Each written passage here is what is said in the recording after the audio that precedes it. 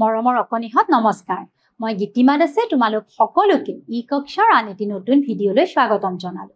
মই তোমালোকৰ লগত আলোচনা কৰি আছিলো তোমালোকৰ তৃতীয় শ্ৰেণীৰ আমাৰ গণিত পাঠ্যপুথিখনৰ ৮ নং পাঠটি আহা আজিৰ অংশটিত কি আছে আমি চাওঁ ইয়াতে চোৱাচোন ইয়াতে প্ৰথমে কৈছে বিয়োগফল শূন্য নোপোৱালৈকে একেটা সংখ্যাই বাৰে বাৰে বিয়োগ কৰো আহা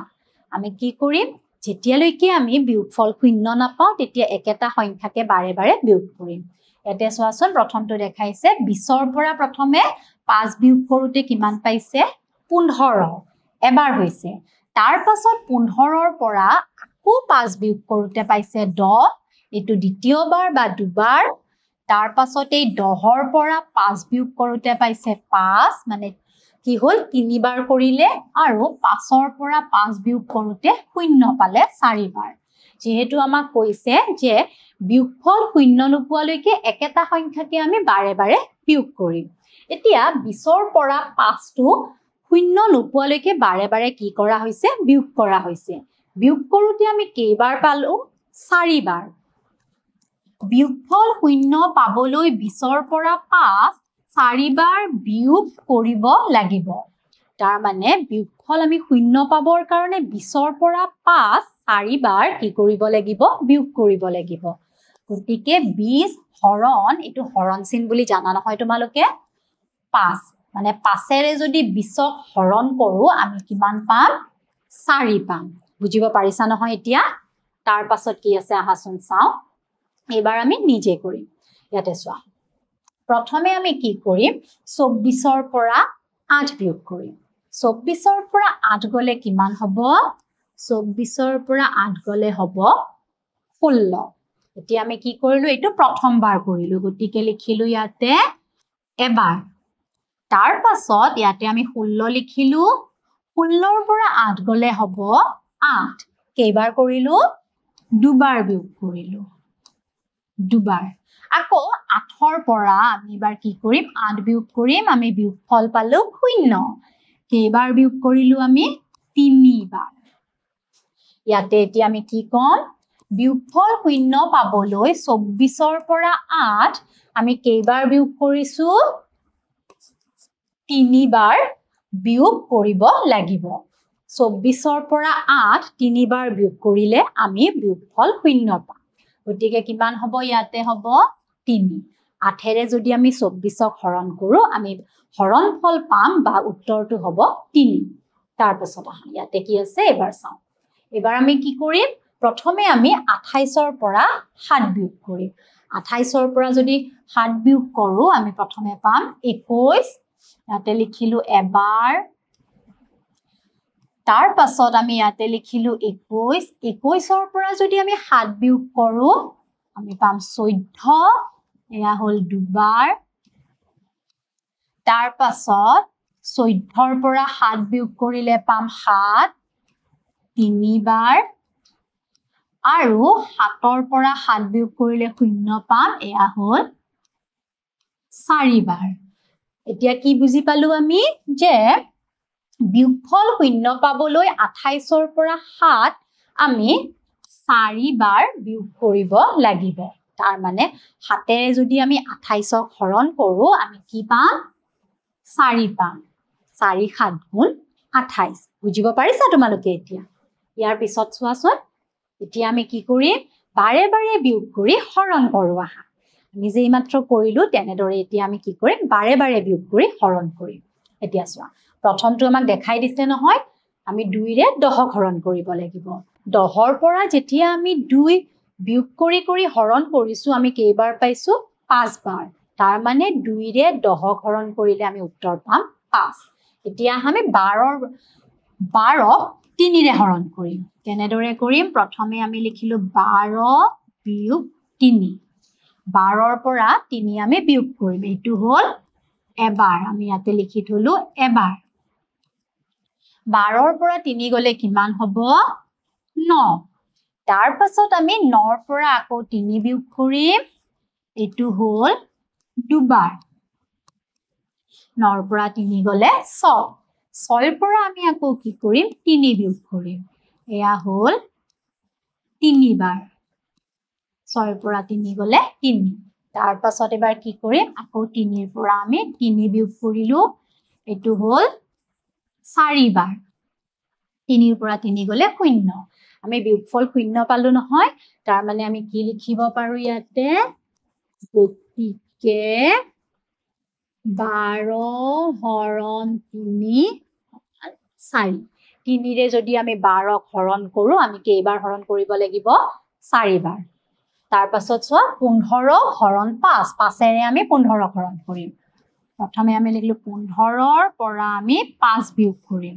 এটো হল এবাৰ 15 ৰ পৰা 5 গলে হ'ব 10 তাৰ পাছত 10 ৰ পৰা আমি আকৌ 5 বিয়োগ কৰিলে হ'ব 5 এটো হল দুবাৰ তাৰ পাছত 5 ৰ পৰা 5 গলে 0 এটো হল 3 বাৰ আমি কেইবাৰ বিয়োগ কৰিলো 3 বাৰ বিয়োগ কৰিলো এতিয়া আমি কি লিখিম 15 হৰণ 5 সমান 3 বুজিব পাৰিলা নহয় এতিয়া তোমালোকে এনেদৰে বিয়োগ কৰি নিশ্চয় হৰণ কৰিব পাৰিবা তাৰ পিছত চোৱা কি আছে ইয়াতে এবাৰ কি কৈছে 10 ডাল পেন্সিল 5 জনৰ মাজত সমানে ভগাই দিলে গাইপতি কেইডালকৈ পাব এতিয়া 10 ডাল পেন্সিল যদি 5 জনৰ মাজত সমানে ভগাই দিও গাইপতি কেইডালকে পাব প্ৰথমে আমি কি কৰিম 10 ৰ পৰা 5 বিয়োগ কৰিম এটো কেইবাৰ হ'ব এবাৰ 10 ৰ পৰা 5 গলে 5 আকৌ আমি 5 ৰ পৰা 5 বিয়োগ কৰিলো 0 হল কেইবাৰ কৰিলো আমি দুবাৰ কৰিলো তাৰ মানে 10 ডাল পেন্সিল 5 জনৰ মাজত সমানে ভগাই দিলে গাইপতি কেইডালকে পাব দুডালকৈ পাব গতিকে আমি কেনেদৰে লিখিম